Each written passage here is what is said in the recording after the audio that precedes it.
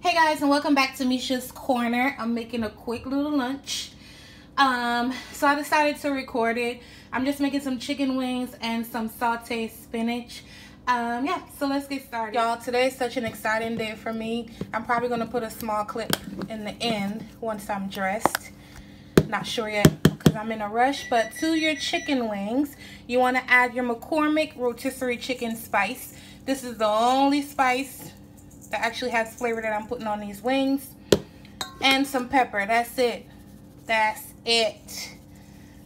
Mix this up and allow it to marinate. This stuff right here is magic. Okay, you don't need nothing else. This actually has a lot of sodium. Well, not overly salted, but it has enough that you don't have to use salt. Alright guys, so here's where the magic starts to happen. First of all, you want to drizzle this with some melted butter. Drizzle, drizzle, drizzle. You're gonna pop this into a 400-degree oven. I'm gonna cover it for about 20 minutes, then I'm gonna remove the cover. Before I do that, I'm gonna add some wine down in here. I do not have chicken stock broth or vegetable broth or stock. If you have that, you don't drink alcohol, use stock or broth. I'm gonna pour it right down in the middle, not over the wings, right down the middle. Maybe a quarter cup. You don't need too much. We are going to cover these for about 20 minutes, so it's going to make its own juice. Alright, you guys, I know this seems extra, but I have red and yellow peppers. I did buy a few peppers the other day, so I need to use them up. I have some onion, garlic, and my bag of spinach. These peppers are optional. You can switch them out or not use them at all, but this is all I'm eating with my chicken, so I wanted to beef it up a bit. Alright, y'all, so I found some shredded carrots in my refrigerator, so I put that down in here too.